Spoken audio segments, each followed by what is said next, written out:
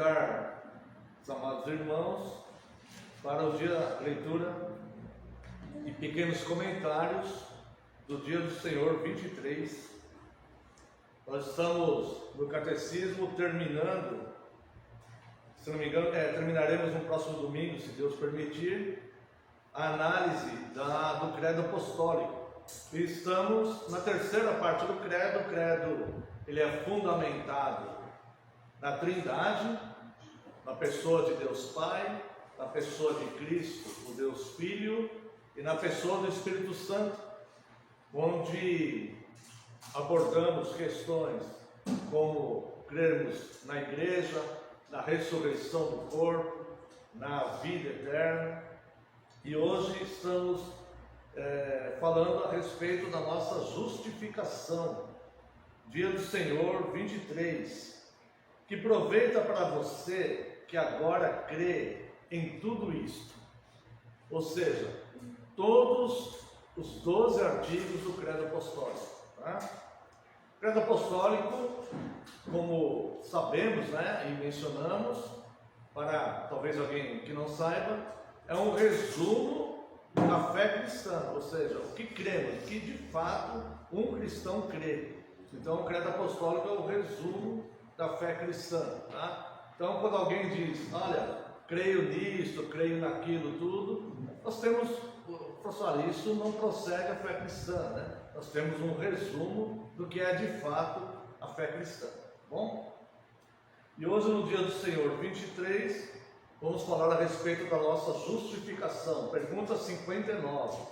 Que proveito há para você que agora crê em tudo isso? Ou seja, que crê nos princípios elementares da fé cristã, resumidas no credo apostólico. Resposta. O proveito é que em Cristo sou justo diante de Deus e herdeiro da vida eterna. Irmãos, não há uma bênção maior do que essa. Porque esta bênção é sermos salvos sem merecimento, é encontrarmos alento e conforto em todas as situações da vida, crendo que todas as coisas cooperam para o nosso bem e para a nossa salvação. Esta bênção, ela é a maior de todas, porque em Cristo nós podemos crer na aliança, confiar que os nossos filhos, eles não se perderão. Por isso ensinamos, por isso a necessidade de ensinar o Evangelho para eles. Nós temos segurança em crer e confiar em Deus em cada passo da nossa existência, em momentos de enfermidade, em momentos de dor, em momentos de tribulações, em momentos de dificuldade financeira, seja o que for, qualquer momento adverso da vida, nós temos o consolo e a confiança em saber que pertencemos a Ele, que Ele nos comprou por alto preço. Isso não é brincadeira, não é pouca coisa. Ele nos comprou com um alto preço. Como? O próprio Jesus fala, como? Ele nos pergunta isso, né? Se Deus deu o seu Filho para salvar por nós, como não nos dará também com Ele todas as coisas? Então, nós temos uma vida de segurança mesmo, que durante esta vida aqui que nós vivemos, passemos, e de fato passamos, momentos de angústias, tristezas, preocupações, né? Mas nós somos consolados e confortados, e temos esperança, e cremos que todas as coisas cooperam para o nosso bem e cooperam para a nossa salvação. Então, quando nós vemos aqui a resposta a esta pergunta, a pergunta 59, uma resposta bem simples, dá menos de 2 linhas essa resposta, mas ela é a maior bênção que um ser humano pode ter na vida. O proveito é que em Cristo sou justo diante de Deus e herdeiro da vida eterna. Isso implica em todas as bênçãos que os herdeiros de Deus, aqueles que receberam o poder de serem feitos filhos de Deus, todas as bênçãos que a Bíblia relata, que a revelação de Deus relata para essas pessoas da qual fazemos parte, né? Que somos o corpo de Cristo.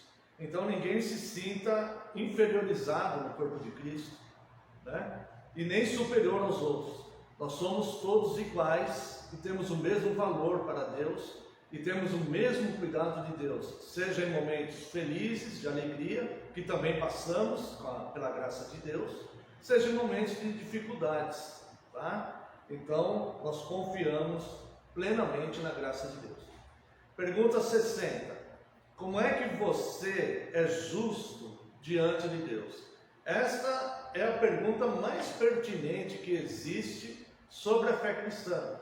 Uma vez que a fé cristã nos apresenta um Deus extremamente santo, que fez uma aliança com o homem que era santo, e o homem quebrou a aliança escolhendo o pecado, escolhendo conhecer o mal.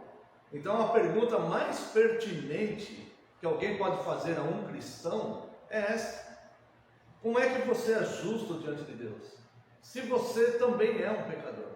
Porque o cristão também é um pecador. O cristão, ele não é um super-homem, e ele não está revestido de um corpo diferente das outras pessoas. É um corpo igual: carne, osso, sangue, células, tudo que compõe, né? O que compõe um corpo humano. Então, o cristão, ele é um homem, uma mulher como qualquer outra, ou qualquer outro homem, qualquer outra mulher, tá? Então, a pergunta mais pertinente a se fazer a um cristão, para quem de fato quer conhecer a fé cristã, é: se Deus é santo, criou um homem santo, a sua imagem e semelhança, e fez com ele uma aliança, e o homem pecou merecendo a morte, e o homem ficou inclinado para o mal, como é que você é justo diante de Deus? Essa é a pergunta natural que alguém deve fazer para um cristão. A resposta é um pouco mais longa, mas ela é abrangente. Somente pela verdadeira fé em Jesus Cristo, somente. Não há outro motivo, não por obras.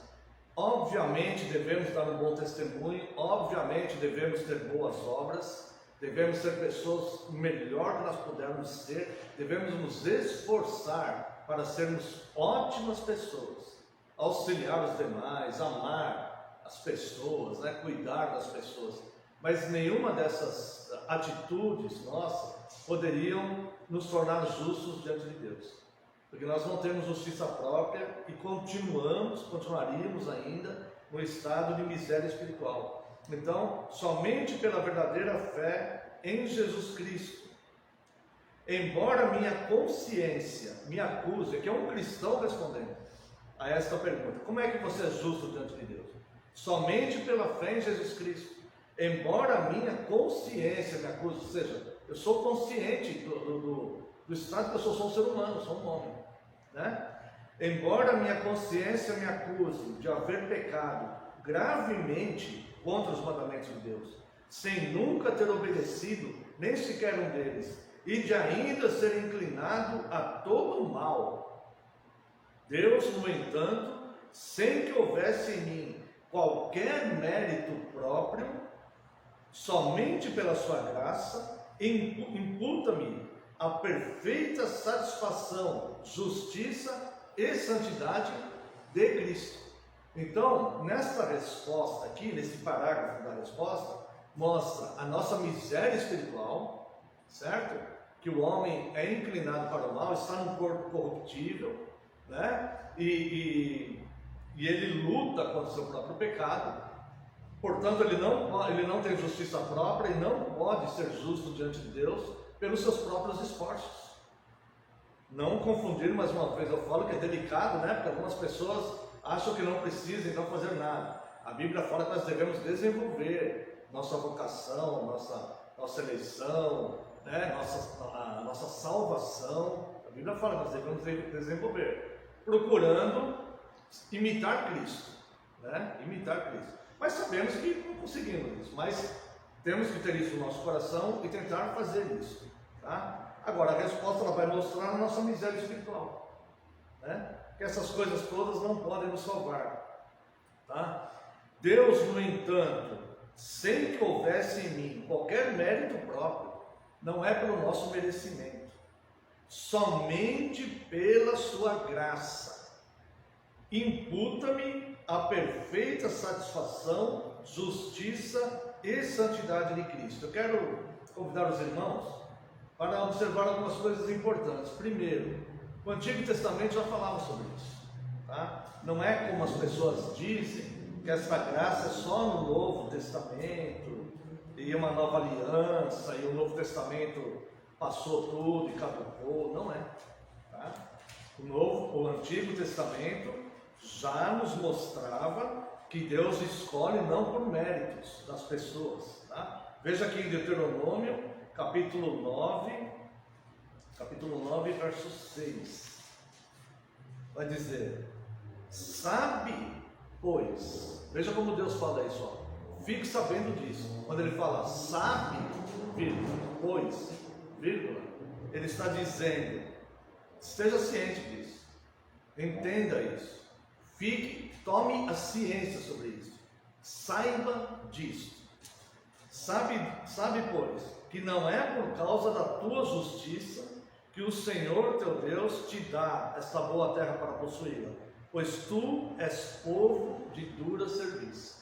Ou seja, você foi escolhido, povo de Deus.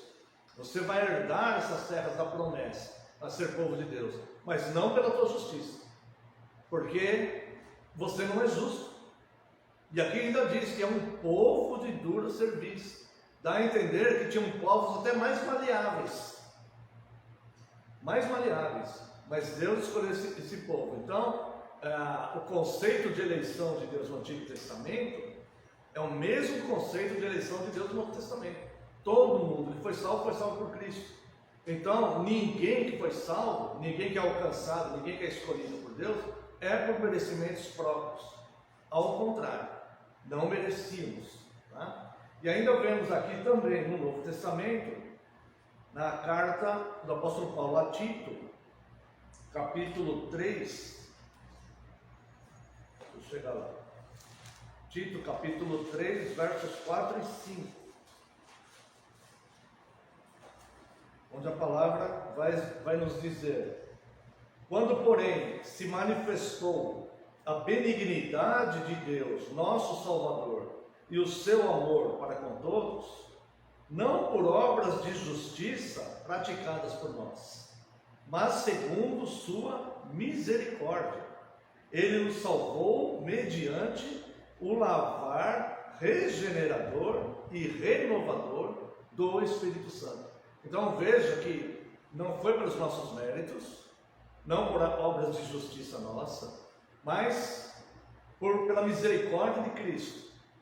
E o agente regenerador é o próprio Deus, o Espírito Santo que nos regenera. Não é uma atitude humana, mas o próprio Espírito Santo. Então, quando nós estamos diante desta palavra, alguns caem no erro de falar: então eu vou esperar Deus me chamar. Não, não é isso. Se você entendeu esta palavra, você deve clamar a Deus que o Espírito Santo te regenere. Fala: Senhor, eu também quero ser regenerado, eu também quero alcançar a graça, por favor, me alcance com a tua graça, e clame a Ele, né? Então, quando o Senhor Jesus ele envia os seus 70 para a sua missão, ele diz: na casa que vocês entrarem, vocês saúdam com a paz do Senhor, se houver ali um filho da paz. Veja que Jesus não está dizendo assim: a partir da sua pregação vai ter um filho. Se já tiver um filho da paz ali, que não sabe que é o filho da paz, a paz repousará sobre ele, ou seja, ele será alcançado com essa graça, tá? Se não houver, a paz voltará para você. Então, este processo todo depende de Deus, da misericórdia e da graça de Deus. Nós vemos a benignidade e o amor de Deus em alcançar o homem caído em miséria, tá? Então, ao entendermos que não é pelos nossos esforços, não quer dizer que nós não devemos nos esforçar para ser bons, mas quer dizer que nós devemos ser totalmente gratos a Deus, porque mesmo eu me esforçando para ser bom, jamais seria salvo, porque o que eu merecia de fato era a condenação eterna. Então, se somos salvos, se estamos aqui cultuando a Deus, se somos corpo de Cristo, é pela misericórdia e a graça dele. Então nós teremos uma eternidade inteira de paz, de alegria, porque Ele foi misericordioso conosco e gracioso conosco. Depois, continua o texto, a resposta: Deus me concede isso como se eu nunca tivesse tido ou cometido pecado algum, e como se eu mesmo tivesse cumprido toda a obediência que Cristo cumpriu por mim. Se tão somente eu aceitar esse dom, crendo fielmente com o coração. Então nós devemos crer fielmente, aceitar o dom de Cristo, que é a graça que Ele tem derramado sobre nós. Agora entenda aqui bem uma coisa: Deus me concede isso como se eu nunca tivesse ou cometido pecado algum, como se eu nunca tivesse pecado ou se eu nunca tivesse cometido pecado algum, e como se eu mesmo tivesse cumprido toda a obediência que Cristo cumpriu por mim. Como que é possível isso? Como que é possível então Deus me aceitar como se eu tivesse feito a obra de Cristo, como se eu tivesse os méritos de Cristo? Eu quero dizer para os irmãos, convido os irmãos aqui na carta aos Romanos, capítulo 4, na carta aos Romanos, eu quero dizer aos irmãos que isso é possível, porque Deus fez uma aliança com Abraão, lá nos primórdios, quando Deus ainda estava formando o seu povo, ou seja, o povo eleito de Deus vem da descendência de Abraão. Então Deus ele faz uma aliança com Abraão, lá nos primórdios, e Deus então ele mostra o conceito dele da eleição. De todos os povos da terra te escolhi, de todos os povos da terra escolhi você. E quando Deus faz a aliança com Abraão, ele fala: a sua descendência será mais numerosa que a areia do mar e as estrelas do céu. O apóstolo Paulo ele vem ratificar essa aliança com Abraão, dizendo que os da fé é que são filhos de Abraão, não simplesmente uma pessoa que nasce em Israel, mas aqueles que abraçam a fé, esses que são filhos de Abraão. Por isso, essa descendência espiritual de Abraão é mais, né? E não se pode contar. É como as areias do mar, né? A areia da praia e as estrelas do céu. Não se pode contar isso, tá? E ninguém sabe o número de salvos eleitos, somente Deus, tá? E quando Deus ele faz essa aliança com Abraão, ele fala: em ti serão abençoadas todas as famílias da terra, porque tu serás pai de muitas nações. Então veja que Deus, lá no Antigo Testamento, ainda em Gênesis, não fala o que as pessoas dizem, que Abraão é o pai da fé de Israel. Não, ele seria pai de muitas nações. O apóstolo Paulo vem explicar isso depois, acerca da conversão dos gentios. Então por que Abraão é pai de muitas nações? Porque tem pessoas de todas as nações que são convertidas a Cristo e são filhos de Abraão. São filhos, são herdeiros, descendentes de Abraão pela fé. Pessoas de todas as nações. Então, nesta aliança, são benditos todas as pessoas da terra. Todas as famílias da terra. Por que isso é importante? Porque essa aliança não caducou. Se essa aliança caducar, não há mais conversão dos gentios. Então, se a aliança é só para Israel e caducou antes de Cristo, não pode haver mais conversão dos gentios. E eu quero ler com os amados irmãos, aqui em Romanos 4, os versos 24 e 25. Mas também por vossa causa, posto que a nós igualmente nos será imputado, a saber, a nós que cremos naquele que ressuscitou dentre os mortos, a Jesus nosso Senhor, o qual foi entregue por causa das nossas transgressões e ressuscitou por causa da nossa justificação. Então, como Abraão foi imputado a ele justiça, foi imputado, ou seja, Deus imputou a ele justiça, assim também essa justiça é imputada a nós, certo? Através da justificação de Cristo. Então, nós podemos ser vistos por Deus com os méritos de Cristo, como se fôssemos nós mesmos, que nunca pecamos e que cumprimos toda a lei e que não somos pecadores, pelos méritos de Cristo, porque isso nos foi imputado, essa justiça pela graça de Deus. Então note que é algo que o homem não pode alcançar por si só. Por mais que ele faça, ele não pode alcançar isso, né? E o profeta Jonas diz na sua oração, capítulo 2, verso 9, orando no ventre do peixe, ele diz que a salvação pertence a Deus. Tá? Então, diante disso, o que devemos fazer? Se temos convicção da nossa salvação, sermos gratos o resto da vida. Obrigado, Senhor. O motivo da minha vida é agradecer ao Senhor, porque embora não mereça, o Senhor me deu esse estado de honra e o Senhor me salvou. Serei grato ao Senhor humildemente, o servindo o resto da vida. Se nós não temos convicção dessa salvação, joelho no chão e clamar a Deus, fala: Senhor, derrama sobre mim essa tua graça, porque intelectualmente estou entendendo. Se estamos entendendo intelectualmente, é que Deus está abrindo os nossos olhos. Derrame sobre mim esta graça, para que eu também faça parte desse corpo maravilhoso de Cristo e possamos ser membros uns dos outros, servindo aquele que nos arregimentou. Que Deus abençoe essa porção dessa palavra